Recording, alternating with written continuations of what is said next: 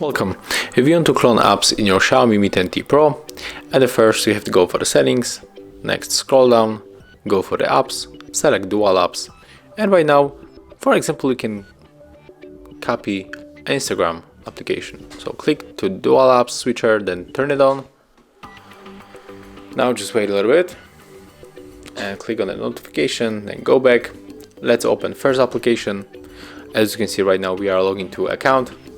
But when we open the second application that we just set up a few moments ago, we can log into the second application.